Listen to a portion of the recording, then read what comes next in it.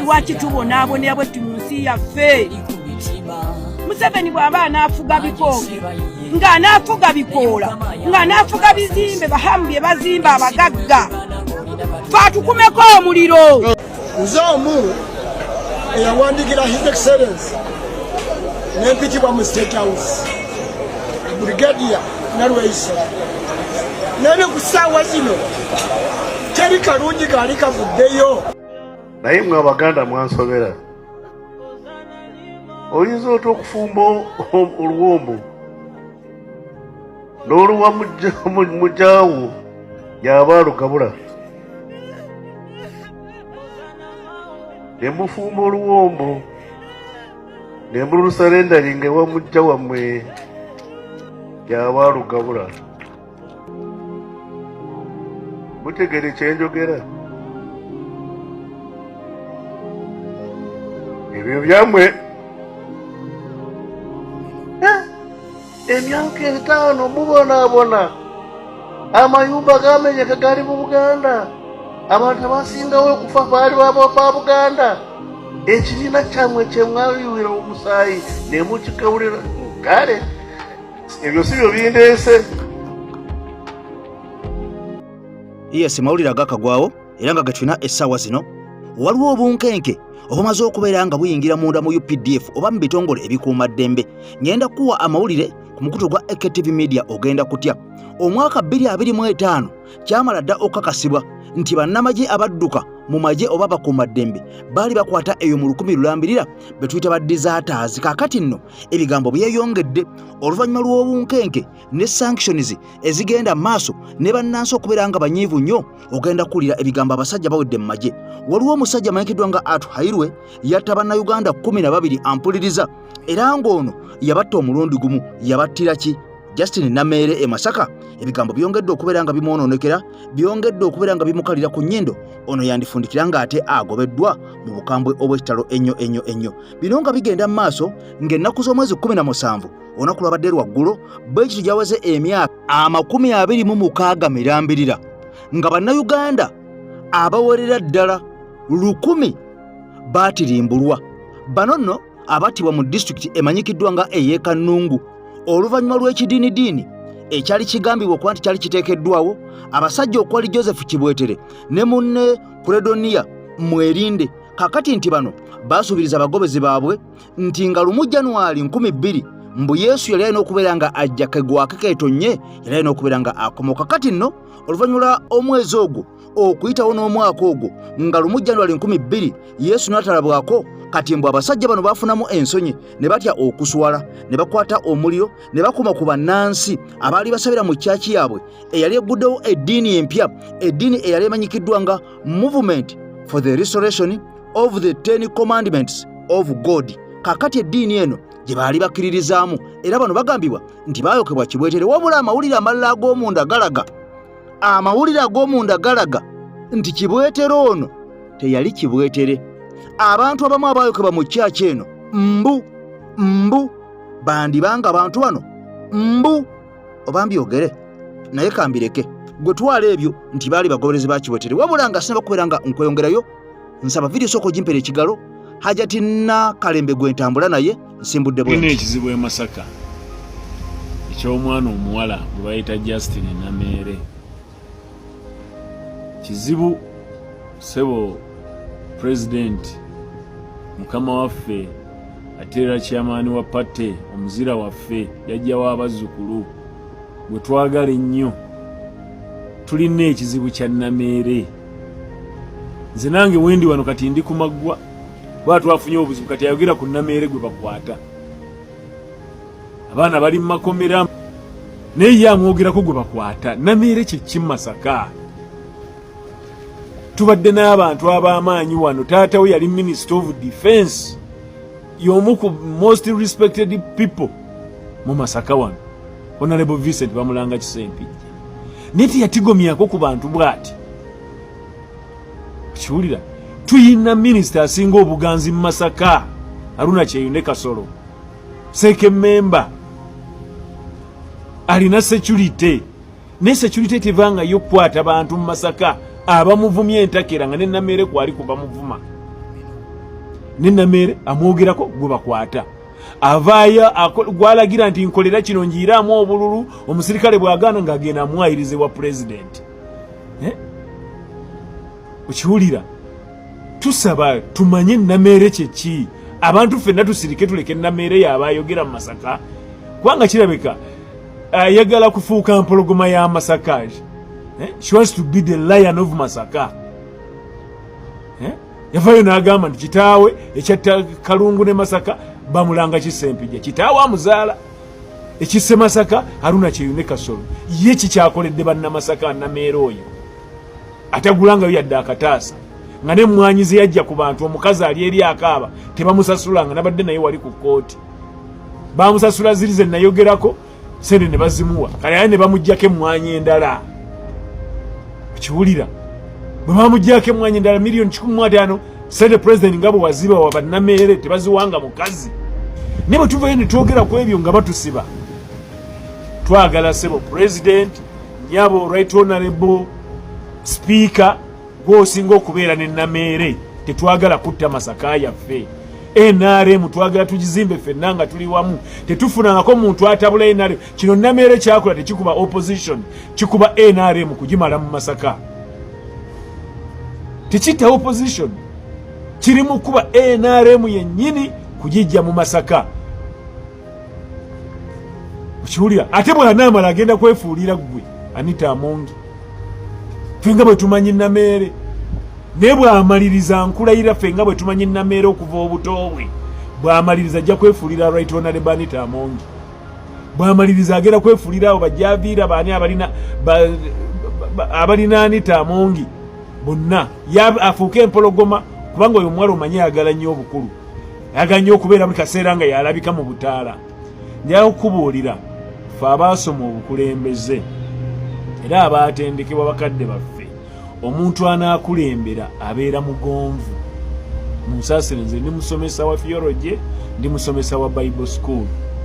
Bw'obanga onookulembera obeera mugonvu nga Mukama waffe Yesu Kristo bwe yali. N'abaamuvuma n'abaamukuba olaba neyajja omukwata ng'agenda mumukomerera. Peetero bwe yamutemako okutu ye Yesu yazzaako kuzzi. Ne Namere ye bw'atyo si bw'ali. Tusaba feeyo mwabakwata embuzi za Namere bannamawulire nammwe tubabuulira. Mulekerawo okuwanika Namere. Mumumma obudde. Mumumma obudde akole social media ne ka TV ke abantu ke baazira mu Masaka. Mwebale nnyo mwebale ddala. Kakati nno bino nga bigenda mu maaso munda mu ggwanga Uganda, oyo gwolaba ayogedde ebyo ebigambo ebyo byonna wa NRM era nga y'omu ku bakulembeze mu disitulikiti ey'e Masaka.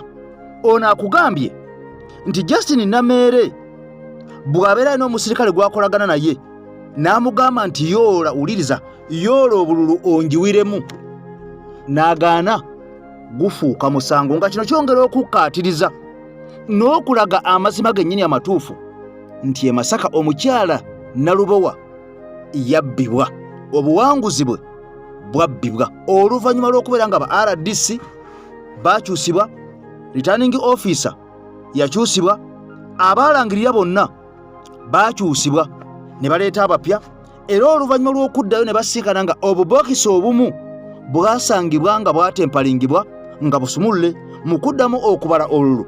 Kaakati nno nga kino kiraga kyoleka lwatu nti waliwo ekkobaane okubba obuwanguzi bwa munnanuupu alamankiddwa nga Rose Nalubowa. Kati bino nga bigenda mu maaso, Mukama Katonda talya paani, bino nga byongedde okubeera nga bigenda mu maaso, waliwo amawulire agongedde okubeera nga gatiisa n'okubeera nga gano gatadde ebitongole bikuumaddembe ku bunkenke munda mu ggwanga Uganda. Nakutegeeza nti tabula ne Hajati Nakalembe, omukyala ono musomi wa dduwa Kayingu, era omukyala ono yasomesa abo abaagala okuyiga okusoma edduwa, okusomera abantu okubeera nga mubeera mirembe. Kakati omukyala ono akolera ebintu bisatu: akusomera edduwa, akumira ekyoto, era akussa ne mu kyogo. Kakati embeera nga yakalubadda, ono n'abeera nga agitereeza. Abali okumpi n'ewala, ennamba gy'olaba ku screen ye ya Hajati Nakalembe. Ne bw'oba oli bunaayiranga embeera yakaluba, emirimu gyagaana, gwe mukooneko bukoonyo omugambe nti ekke. Kakati ebigambo bijja kubeera nga bikutereera. Kati wuliriza, omwaka gwa 2025 guno gwe tukubye amabega era gwe tufundikidde, alipoota yafuluma mu bitongole ebikuumaddembe ng'eraga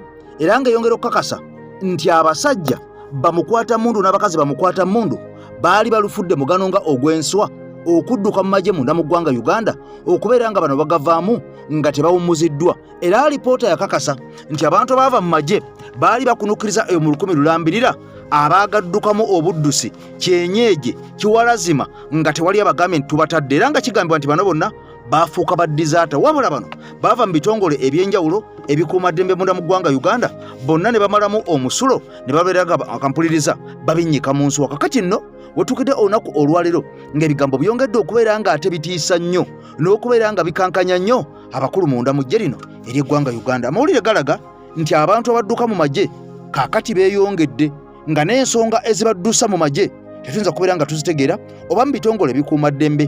Ebitongole byonna okutwaliza wamu mulimu poliisi, mulimu pulizoni, mulimu n'amagye gennyini. Kaakati nno ng'abasajja bagufudde mugano nga gwa nswa okukwata kombati ne bazambulamu ne bazisuula ku nsiko, ne bakwata emmundu ne bazikwata ne bazirekera bakama baabwe. Kaakati ne beemulula mpola ne bafundikira nga bano oba oliawo bamazeemu omusulo. Wabula bino byonna nga bigenda mu maaso okusinza ku mawulire ge tulaba galaga nti ebigenda mu maaso mulimu ababitidde, ebigenda mu maaso mulimu abagamba nti ffe tetuyinza kubeera mu yunifoomu eno, nga bino bye bigenda mu maaso.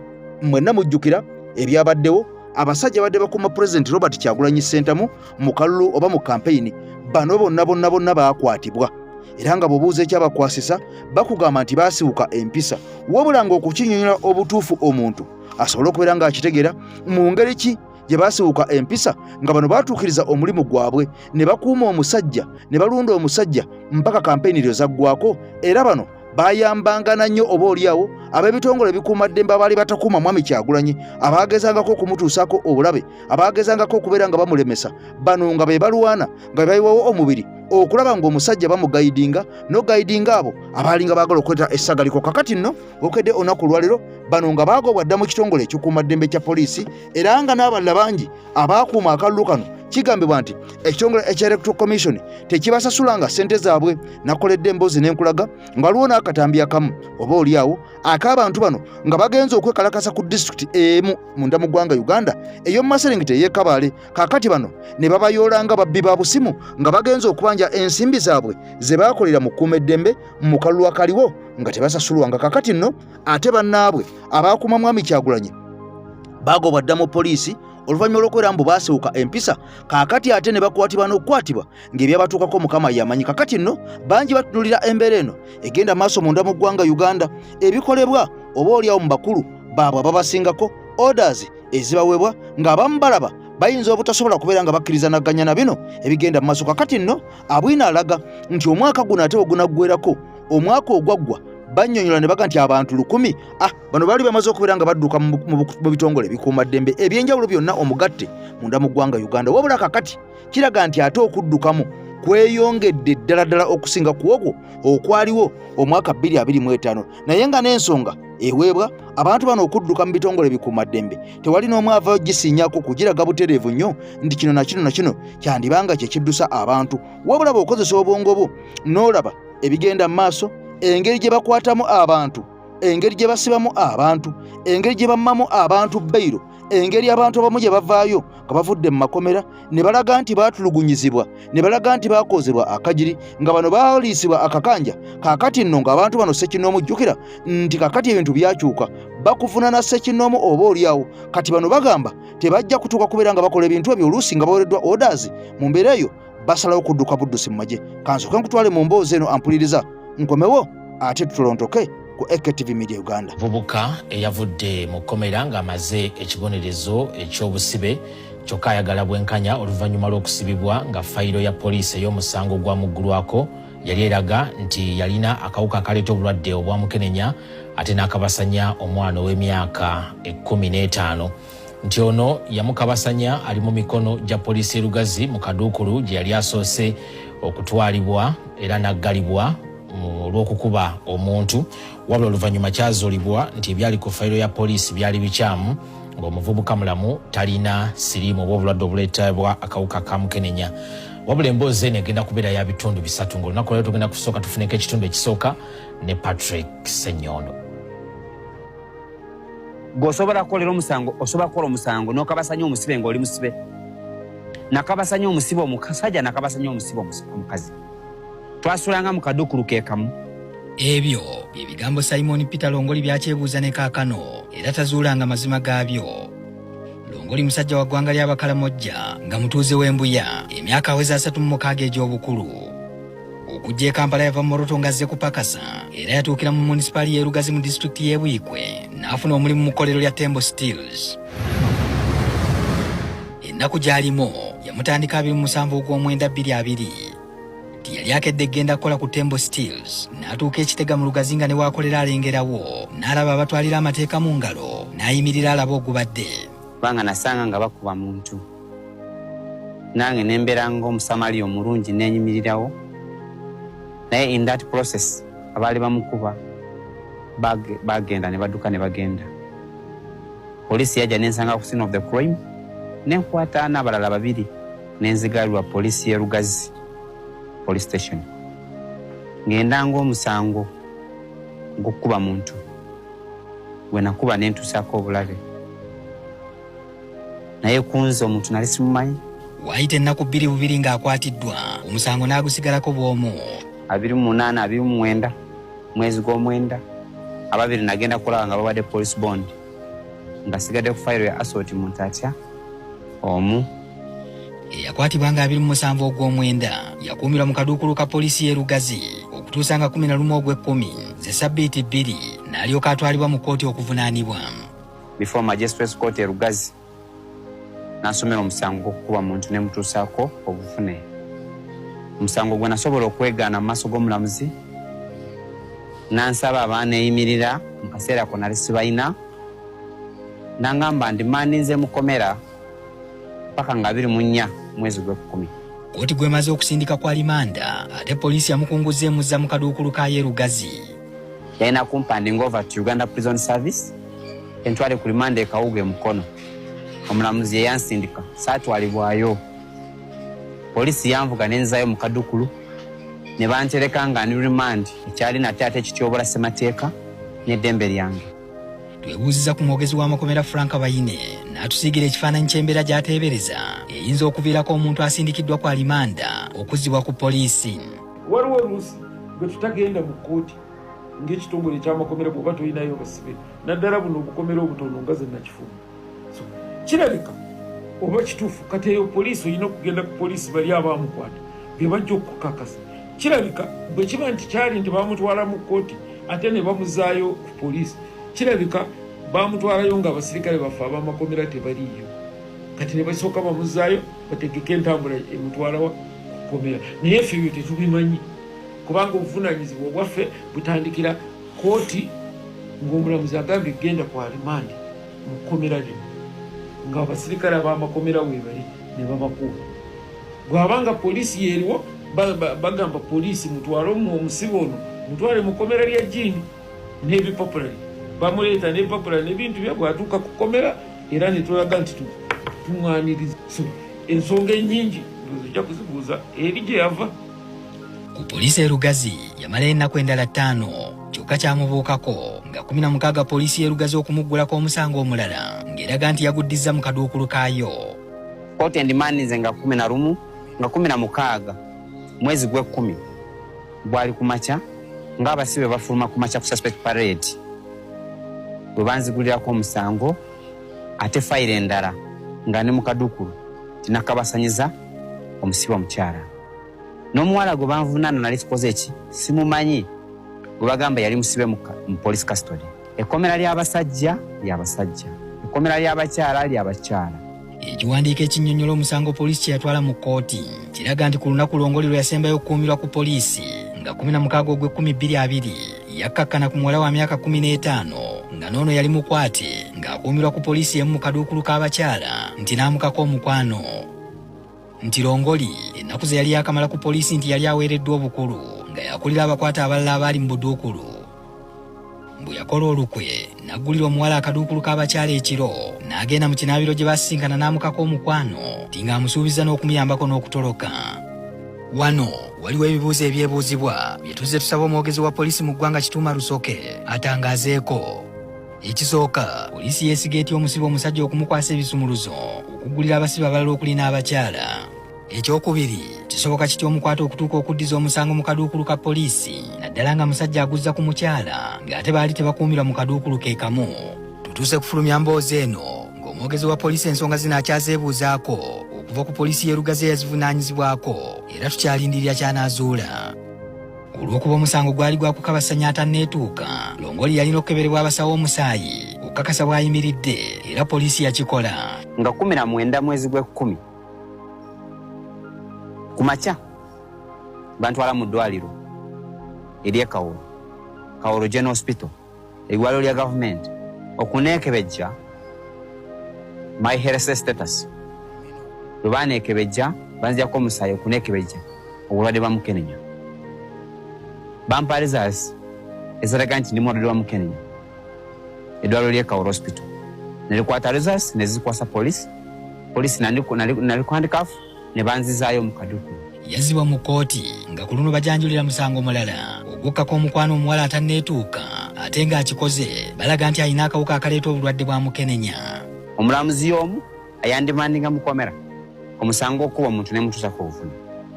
Yakyewuunya okulaba nze Simon Peter ate nze omuntu y'omu gwe balese mu maaso ge. N'ambuza omusango nagukoleddewa.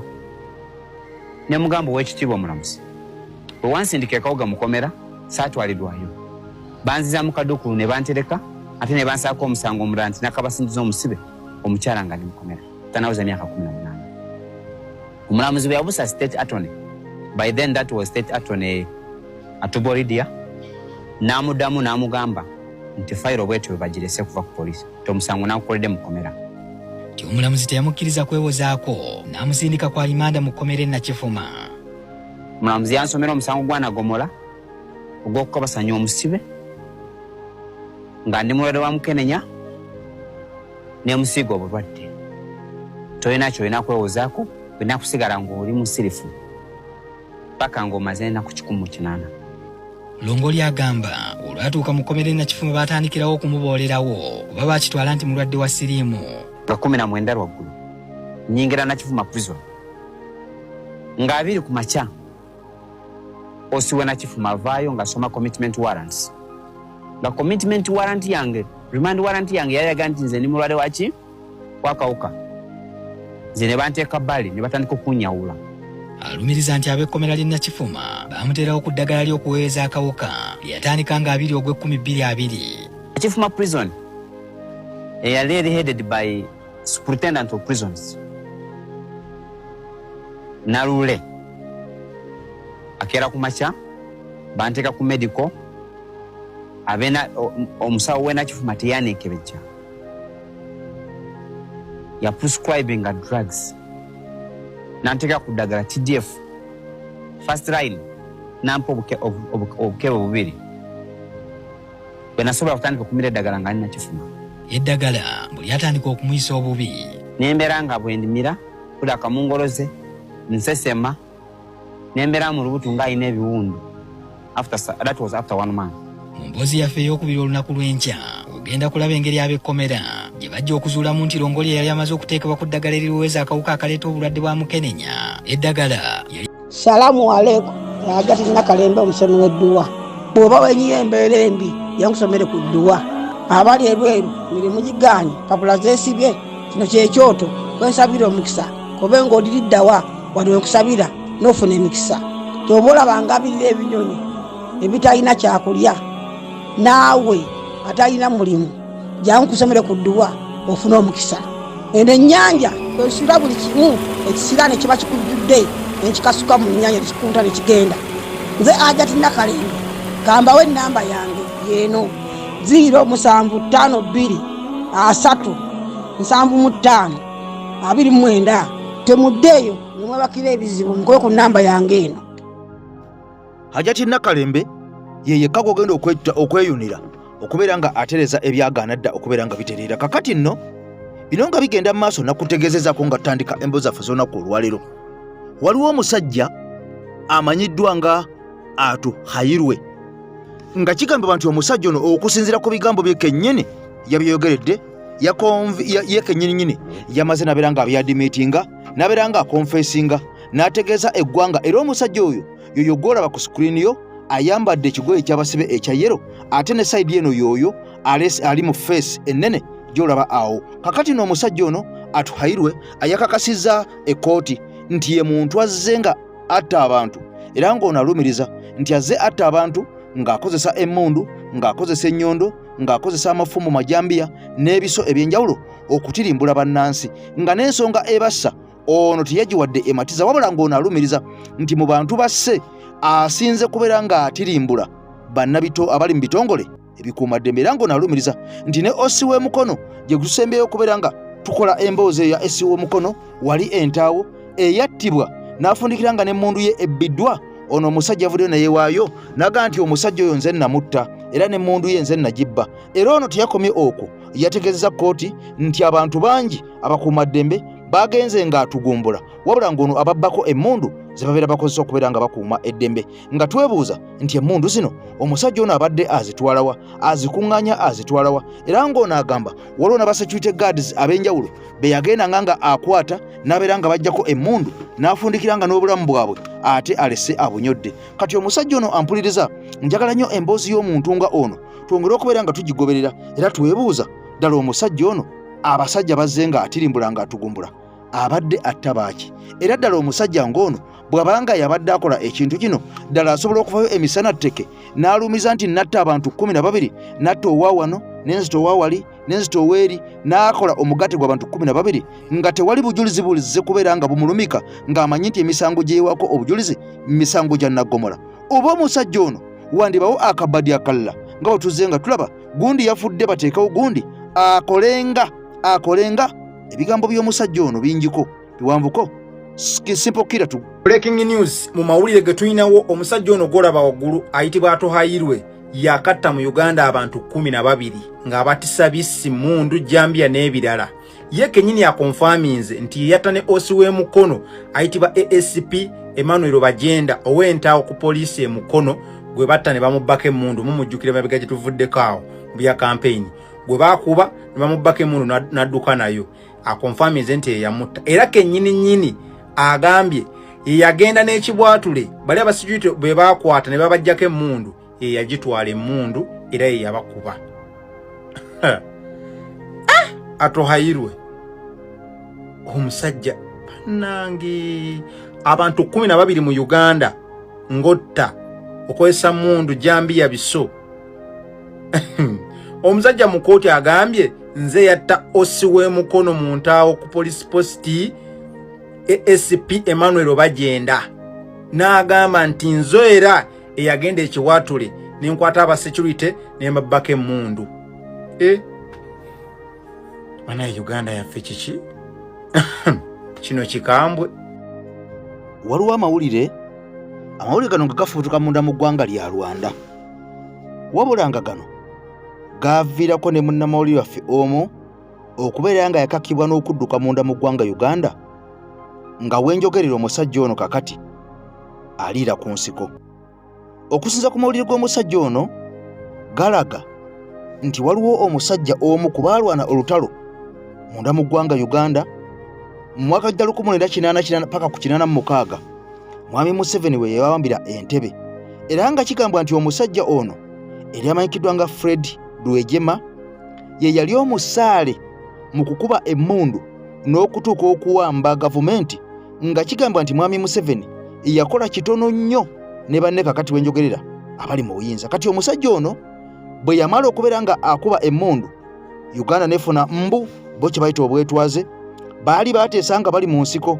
Omusajja ono yali Munyarwanda nga bwe bamala okuwamba munda mu ggwanga erya Uganda balina okuddayo munda mu ggwanga erya Burundi era nayo bawambe. Kati omusajja ono ndowooza afuuke pulezidenti w'eggwanga erya Rwanda. Kati wuliriza omusajja ono olutalo bwe luggwa lwa 46 munda mu ggwanga Uganda yaweebwa obwa minisita mu gavumenti ya Mwami Museveni wabula omusajja ono obwa minisita yabusuulawo era ng'omusajja ono kigambwa mbu yali abeera Kololo nga gy'alina amaka naye nga musajja Munyarwanda. Ono ng'alumiriza nze siri Munnayuganda, siteekeddwa kubeera mu nsi Uganda, nyina kubeera Rwanda, saagala bwa minisita wano mu gavumenti ya Uganda, njagala kudda Rwanda nga bwe twateesa ne Rwanda tuginunule. Kati omusajja ono yatuuka ekiseera n'asulawo obwa minisita n'ayolekera ku lutalo olwali mu 1994 e Rwanda mulujjukira olwalimu ekitta abantu wabula omusajja ono Fred Rwejema yali akulembedde abalwanyi bonna munda mu ggwanga erya Uganda abayingira munda mu ggwanga erya Rwanda okununula ensi yaabwe era ng'ono yakozesanga nnyo ekigambo siri Munnayuganda ndi Munyarwanda nyina kubeera Rwanda kati omusajja ono mbu bwe badde e Rwanda okulwana era batugamba yafiira mu lutalo lw'e Rwanda olwa 1994 mbu yakubwa amasasi kakati bwino ampuliriza wona afulumye ng'alaga mbu omusajja ono abasajja battamutte kiki ekyassa omusajja ono kiki ekyassa Fred Rwejema eyali asazeewo okudda e Rwanda okwabwobwe ng'akoola n'Abanyarwanda bonna bamwegatteko badde e Rwanda lwaki bwe yakulembera okudda e Rwanda yattibwa era mbu bwattibwa bw'amala okuttibwa abaamutta bonna mbw'ate nabo waliwo abajja ne babatirimbula nga tebabuuzizza yadde okwebuuza n'akamu nti Rwejema n'abakuumi be musse baaki wabula nabo bwe bajja baanoonya abo bonna abaali mu kutta Frederick Rwejema nabo ne babatta ani yali emabega w'omusajja ono okuttibwa abaffe biki ebyaddako ng'omusajja ono amaze okuttibwa munda mu ggwanga erya Rwanda Kagame gy'akulembye essaawa zino nga ne mutalo lw'e Rwanda teyaliiyo. Bwe nakolera stories za Rwejema bambuuza what interest do you have in Rwejema? Rwejema omugenzi yali w'amagye. Yali ow'amagye. Ezo sebo zaali zigenda kuleetera ebizibu by'amaanyi. Nimbagamba mukolanga wano waliwo abantu abaafa nga tebaagala kunyegako kubuuza nti naye ono yafa ki kati okubuuza nti Nobo Mayomba ani yamutta yafa butwa naye obutwa buno bwavaawa kiki ekyaleeta embeera eno yono kazini yafa akatayimbwa kaali katayimbwa ezo ze story ezinkolera naye ng'embirige ziri okwo nakwata kamera nengenda ku nyumba ya gundi ya Rwejema yennyini gye yafubutukamu wano e Kampala okugenda okulumba e Rwanda we yasemba okusula wennyini nasanga munnamagye yagiwamba yagyeddiza mwali mu Uganda munnamagye wa Uganda nga yagitwala n'agiwamba n'agyeddiza Rwejema we yafubutuka wennyini nnyini okugenda egagitumba okulumba agenda e Rwanda awo eri awo Kololo wennyini nengenda nengisimba ku kamera abasirikale abagikuma bagenda okuvaayo nga nze maze okudduka nga story ngifunye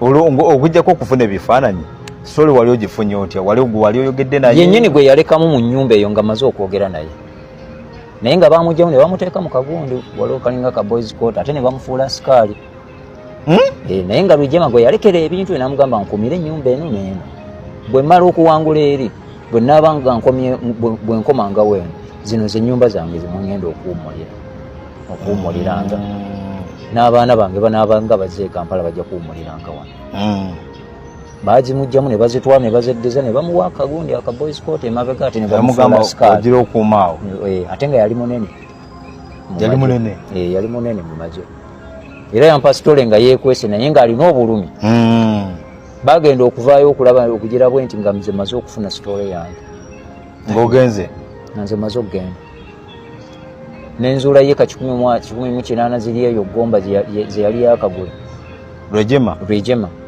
alina ennyumba wali ebugolobyawo ettaka liriko baliteekako nagundi na washing bay yalirekera nabalaba nayogera nabo nga tibana baditwala walina lukolo nga tebalitwalanga abaana be gye bali era bakomawo wano Uganda ate baddanga wano Uganda bali bweru omu ali mu America ababiri bali Rwanda mu 7 times abakkiriza kudda eno Kagame tasobola bakkiriza kusala kudda eno kati omu gwe yazaalira mu nsiko eno gwe yazaala mu mukazi Munnayuganda waali nze namujja wali Kabojja ng'abeera mukazi gaali akusula mu kayumba kalinga kambwa waali Ivan yamuzaalira eyo Kabaale Kibaale side eyo something of that kind yamuzaala maama we gyali obadde ogamba nti Museveni tasobola kukkiriza tasobola kukkiriza atya alowooza bayinza okukola ekya kitaabu musaayi ne bajja ne bamuyeekera kubanga abo abaana bamanyi nfa ya kitaabu bantu bakulu bakuze ebyafaayo babisoma Rwigema yava wano n'ayingira wali n'asala Kagitumba n'ayingira munda wali yamala ennaku 3 ng'ayingidde munda mu Rwanda ne bamuttirawo basooka kuba abakuumi be abakuumi bonna ne babassa ku ttaka era olwamala obbakuba omwana n'amulya essasi omukuumi woogwo ye yasimatuka era nze namuzuula namusangayo matugga gy'abeera era akyaliyo annyonnyola bulungi nnyo yali omukuumi kati ye okuwona teyayingira Rwanda bwe yatuuka Kagitumba ku lusozi bwe yasigala kati bali bo ne bayingira naye yali order y'okusigala oba yali order ey'okusigala ye n'asigale kuba yali kadogo yali kadogo nnyo kati Rwigema n'atayagala kuyingiza bakadogo mu lutalo lw'e Rwanda n'ayingira n'abakulu bano bakadogo bo ne basigala eno ku nsalo era yali gundi Salimu Sale yagenda n'abakimayo n'abajjayo bamala okuwulira nti bamukubyewe bati Museveni n'asindika Salimu Sale agenda alaba ogubadde bwe baatuukayo mu kifo ky'okukwata bali abaakuba Rwigema babasabusa ku ttaka bonna ne babatta kati ebibuuzo awe nabuuliza lwaki babatta lwaki babatta kubagana ne bajjayo mulambo gwa Rwigema ne bajja ne bagutereka eno ku nsalo Kagitumba ne gubeeraawo paka olutalo lwaggwa e Rwanda ne baddayo ne baguyingiza ne bagenda ne bamuziika we bamuziika e Rwanda nfe ky'okubuuza nti lwaki mwasono bano Salimu Sale ne bane we bagenda bakuba bukubi bali abaamu kwaliko omubaali bamuyita Kyabare mannya gali awo nenja kwongera ogatunulamu obutabo ge nazuula okunoonyereza baali bana ate nga baali banene mu magye g'e Rwanda abaamutta olwo nga Paul Kagame aliwa Paul Kagame ng'aliyo ali mu kusoma teyaliimu muno n'akakwate ku nfa ya Rwigema talinaako oyinza okugamba nti talinaako naye awajja ebibuuzo nti ono bwe baamala okumutta immediately Museveni n'akwata Paul Kagame n'amugjayo eri mu America n'amukomyawo wano wamukwasiza okutandika okuduumira RPF Rwandese Patriotic Front kati Museveni n'atandika okusupportinga RPF ne bakuba mpaka lwe baakolaki mpaka lwe baawangula kati awo wewayinza okuva oba oli awo ebibuuzo ebimu yalimu teyalimu lwaki immediate ono bwe yavaawo n'aleeta olwo ye n'ekibuuzo ekirala weebuuza lwaki ono teyawagira kubanga endagaano yali nti Rwigema tulwane wano katukuyambeko Museveni tununule Uganda olumaliriza okununula wano naffe tuyambe eri naffe tununule tununule Rwanda kati wano bwe baamala okuwamba ate atandika kumuwa bwaminisita Rwigema n'amugamba I'm not a Ugandan I'm a Rwandese bwe yamugamba I'm not a Ugandan nze ndi munyarwanda era njagala kuddayo waffe kati buno obwa minisita yabukolako ekiseera kitono n'ateekateeka kugenda njagala tuzimbe tutambulire ku kiri kyetwaliko kati abaana baali bawulirira nnyo mugone mu Rwigema ne bakadogo bonna bangi baali bawulirira nnyo mu Rwigema bwe yagamba ngenda abaana ne bagamba ffenna tugenda engugu ne baziteeka ku migongo kyevula be Rwanda waliyo abajaasi bangi nnyo naye nga baava mu Uganda nga bayingira biseera ebyo nga bakadogo nga batoototo bavubuka bato nga bannayuganda oba era baali bannayuganda naye nga balwana ne Rwigema oba ye yalwana olutalo lwa wano okuluwangula kati n'agamba nze nyingira eri lwaki Museveni teyatambula ne Rwigema n'amuyamba okutuuka okumuttira e Rwanda ate asobola kufiira mu lutalo luno olwali fierce nnyo bate eyali ey'amaanyi n'agenda n'afiira mu luli olutalo okumuttira obutizi mu kisenge bwewati just like that kati ngaawo wonna byebibuuzo byonoonya noanalyze omuntu n'atwanga naye wabula nno wamma musajja ayogedde ensonga aleese ensonga kati awo webaŋŋamba what interest do you have in Rwigema olwo ng'ani akubuuza security agencies banagist station ani eyali abuuza eyasinga okundeetako olutalo yali kaka eyali akulira kano kaka bajenda yali akulira iso ye mukwano gwo yaddawo oyo nze tabeerako mukwano gwange nze omuntu atulugunya abantu tabeera mukwano gwange. Naye kaka neebuuza bwebuuza abantu abamu emitima bagijjawa ebintu binawuliranga ku kaka byali bituufu. Muba totuukanko mu kye bayita safe house gwe oyinza okuwakana nti tebiba bituufu, naye buuza ku bantu abatuuseeko mu safe house oba fe abakozeko ze stories. Ojjukira bwe bagirayo abantu batandika Parliament etandika esome list y'abantu abali tortured mu safe houses bamale babajjeyo babalage ne tugundi skazi ze balina ebiwundo bye bakoze eki nga maze okuba story ya safe houses zino ez'ekirundi ebyo Chaka 1 ne Chaka 2 nga ziri ludda wano Kyengera wano awe bakutwala awo baabo Kyengera wano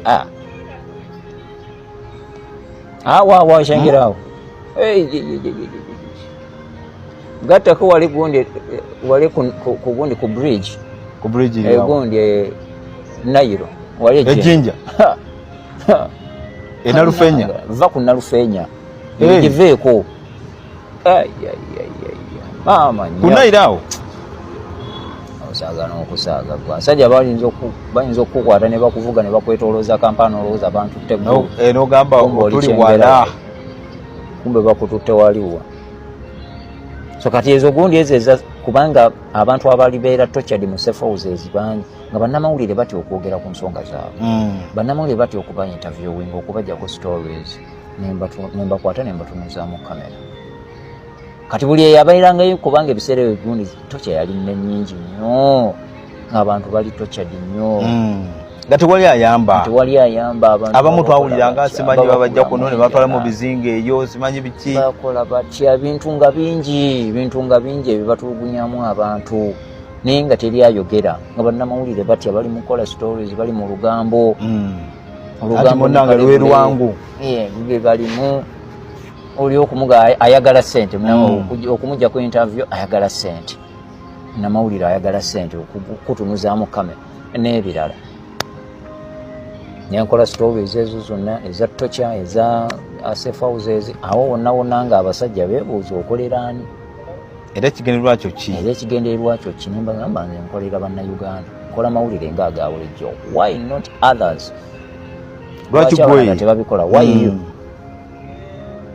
lwaki nimba gamba nti nze kino kyenjagalira kyenkolera nagenda okulanga ne bakama bange nabo batandise okufunamu enkenyera era be bayimiriza story ya Rwigema bakama bate nga Katumba story eyo soko olinyemu ku kyawakati ate abali kuyambye okuprotectinga soko olinyemu ku kyawakati soko olindeko kati olunga bakoje kuwako ebitundu bimeka kimu byali biweze nga 6-7 ng'enyikidde bulungi kati anti weereetera obuzibu bwe natuuka nga bwenkola story eno ab'e Rwanda batuuka ne bagifunamu interest nga bapiikinga kuba nalinga ntambula n'oyo mutabani wa Rwigema yali asisinkanyeko Kagame ne batuula wano bamuvuga okuva wano bamukwatira bamujja nawo Nateete security yakuno ye Rwanda ate nga balina bakazi ne bamussa mu mmotoka yaŋŋamba ng'edduka ng'ennyonyi paka ku nsalo olwatuuka ku nsalo abamutuusaawo ne babakyusa bonna ne wayingirawo squad endala nemuvuga paka ku State House ekigali Kagame alina obukeesi bwe buti obuyingira wano ne bumalina okumanya nga tewaliwo security ategedde kuba wano tewali era ne Kagame yamugamba weeyise bulungi gy'oli e Uganda waati nakuleesewo naye tewali naye ategedde no kabeera aba security kabeere bambe Kagame okumuyita yali amwagaza yali ayagala kumumanya ali kuki kuba yali amumanyi already nti Rwigema alina omwana e Uganda naye aliwa era ali kuki tabanga ategeka kunnumba wano omusaayi gwo teguzikirira bw'aba mulwanya asobola okuzaala abalwanyi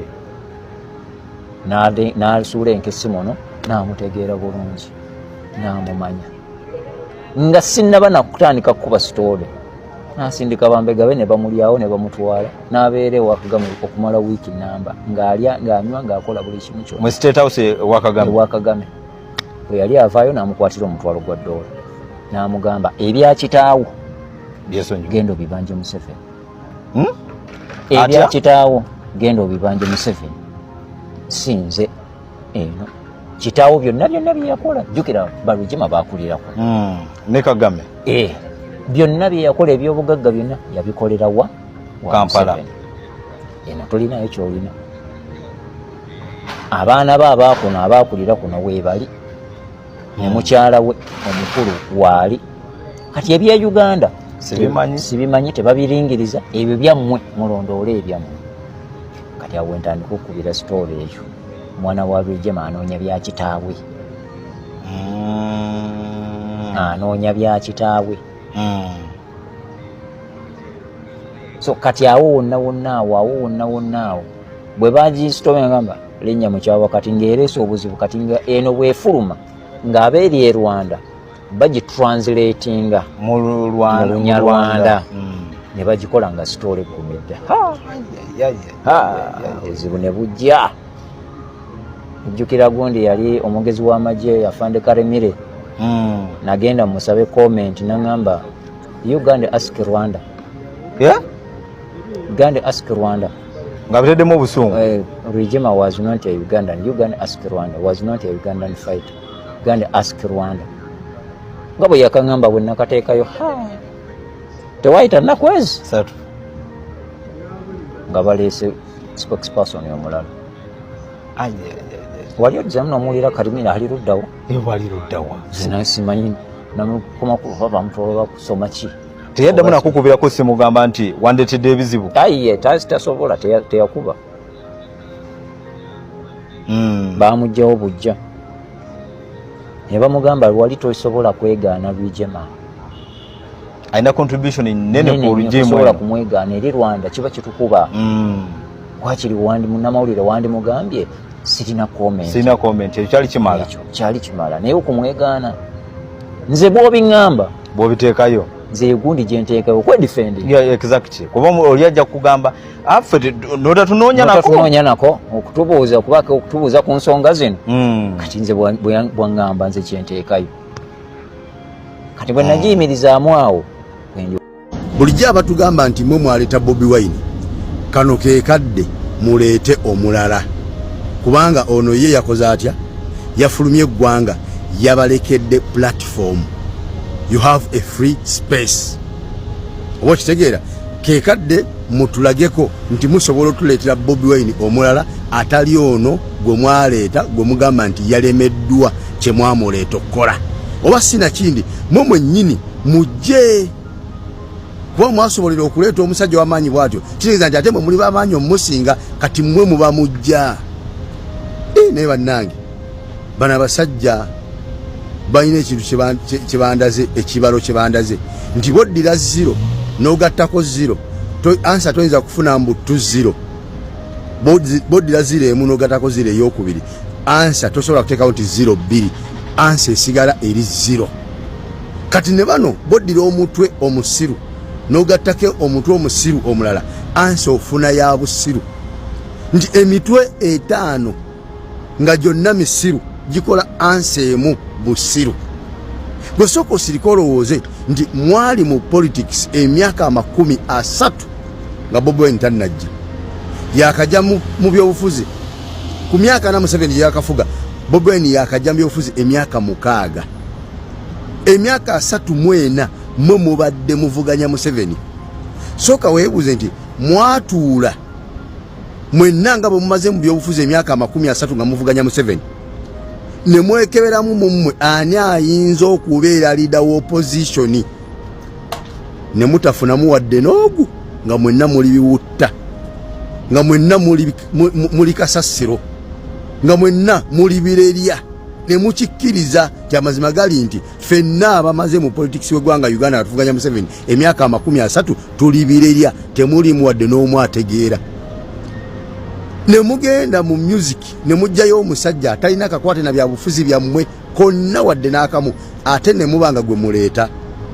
Otunira omusajja aga nti nze naleeta Bobi Wine ng'amaze emyaka 30 mu byobufuzi ng'ali ku ludda oluvuganya gavumenti, naye ng'agamba nti yalekawo banne bamaze nabo emyaka 3 mu byobufuzi n'anoonya omuyimbi n'amujja ku stage yali ayimbira muye ng'amulabyemu elementi y'ebyobufuzi era n'amuleeta.